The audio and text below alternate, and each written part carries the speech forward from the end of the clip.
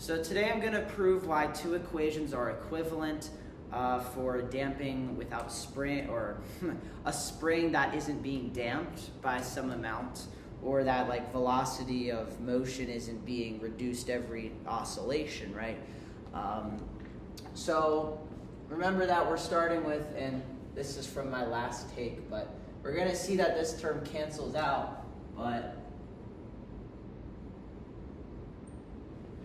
we can express a spring as such, where the mass times the second derivative plus the damping constant times the first derivative plus that stiffness constant times y is going to equal 0. And these are what our variables mean. K is stiffness, B is damping, M is mass, or that like inertia, you could think of it. So when we're solving this is a differential equation, and the reason you're probably looking on this video is because you're in differential equations. How would we go about solving that? Well, like I said, for these problems in particular, there's going to be no damping. B is going to be equal to 0. So what that actually ends up doing is it gets rid of this term. That's why I canceled it out in the beginning. It just becomes md squared y over dx squared plus k y equals 0. Okay, so we have this formula in now of our differential equation, assuming no damping. And something I want to do to help us solve this differential equation, remember, if you get this by itself, it becomes a lot easier to solve the homogeneous differential equation. So we're going to divide out m, and we're going to get d squared y dx squared plus k over m y equals 0. Now let's define angular frequency. So omega, we're going to call this k over m square root, quantity square rooted. So if this is a true statement, the stiffness of the spring over its mass square rooted equals that angular frequency, well then this would just be omega squared, because we take the square root of both sides and we get this term that we have here, k over m. Okay, so we're going to call this omega squared. Now when we solve the differential equation, remember the methods that we learned where we call dy squared over dx squared r squared, and y is just a constant, so it's going to be plus omega squared equals 0. Now, to solve the differential equation, we find that r squared equals omega, or sorry, I should say, equals negative omega squared, and that's going to leave us with r equals plus or minus omega I. So we have the omega part, we have an imaginary part because we took the square root of a negative number, plus or minus because it was squared. So hopefully this idea makes sense, how we got our roots. And we know that if we have imaginary roots, I'm hoping that you've learned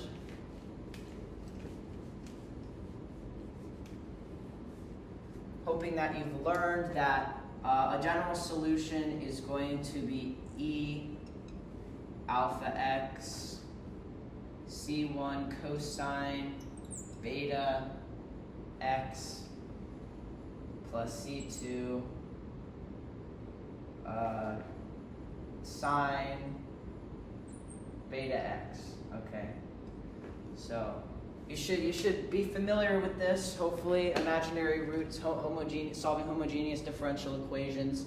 A general solution, if you get imaginary roots, is simply going to be this here. So you might be asking yourself, what now? Well, we need to determine what alpha and beta are. It turns out alpha is going to be 0, so this term is going to go to 1. So we can just ignore it. And then beta here.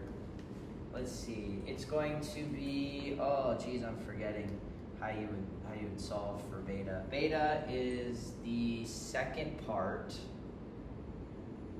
of the Pythagorean identity. So 4ac minus b over 2 we've identified that b is 0, so b is going to go away. 4 times a times c, well, if a is 1, then c is omega, so it's a little hard for me to follow right now because I'm doing this. I should have wrote it out, but basically what you're going to get is square root 4 omega, which is just going to be that beta is equal to omega. So hopefully that's pretty intuitive. So our general solution is going to look like this, and you've probably seen this solution. Okay, so that was just a quick review of how we got to this point, if maybe you're confused on that. But something that confused me when I first went through it is, how are we able to go from this solution to this solution? Right, because this is a little confusing.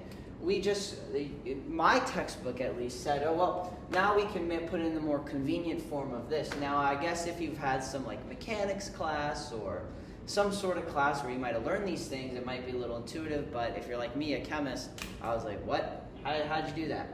Well, here's how they did it. And this is where the proof is going to come into. So just to recap, these are equivalent, and you're probably told that in the textbook.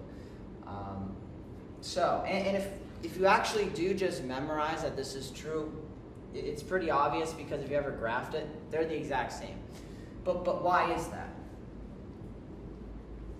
Well, we need to remember, and for now I'm going to have to grab my paper here because it gets a little mathy, but nothing crazy. I just have to make sure I have everything exactly correct. So remember, we're going to work backwards. We're going to start from our normal solution and just go back. So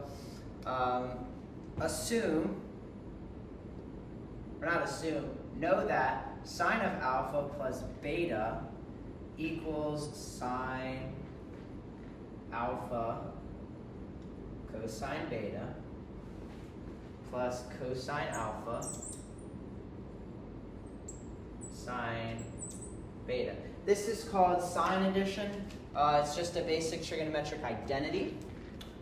Okay, so we're going to assume that alpha is omega t and beta is phi.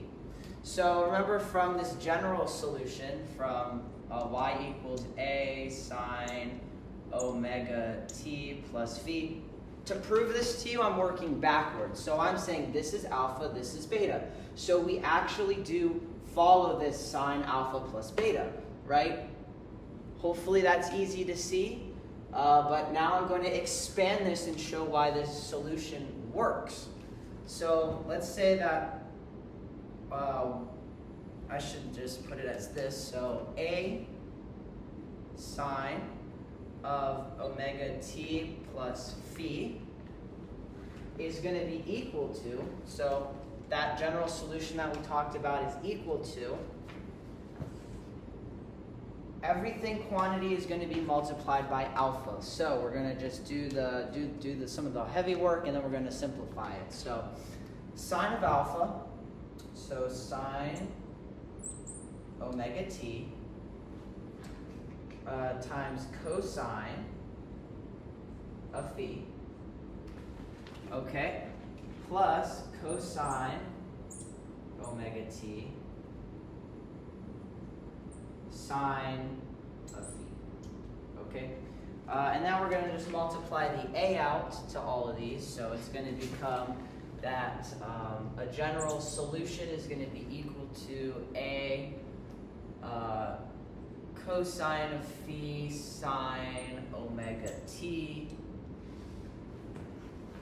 plus a sine phi cosine omega t. Okay, so if we can agree that we can use this sign addition identity to expand what solution that we're given and we're told is true, we can expand it. So I did as such, and we're going to see this. Well, what phi really does is it's just a shifting factor. It says, okay, well, if you're a plus plus 4, move the sign -4. Or if you're -4 for phi, like if we're here and it's plus 4, we move -4 on our x-axis. However, if it's -4, we move +4. Hopefully that idea makes sense. It's just shifting the sign, the sine function, right? So it's moving it, shifting it left or right on some amount. So is it going to change for any solution? Well, no, because for the spring to be oscillating at any point in space, it can't just be oscillating in a different fashion from what is true. So a phi here is really constant. The only variable that's really changing is t, and omega's wrapped up in that, so we can't include it in part of the constant. So what happens, I'm going to need to make some room here. So I got to erase some of the work, I apologize. So what happens is we're going to call, and I'm going to use a different color, we're going to call this C1 because this is always constant. A being the amplitude of that sine wave, cosine of phi being that shifting idea. So all variables that remain constant. This is going to be C2, of course, and look what we have. If you just call these C1 and C2, you get exactly the solution. Isn't that kind of interesting? We can find this general solution two different ways. We can say, okay, well, assuming blah, blah, blah, and using those ideas that we learned to solve homogeneous differential equations, we can find this.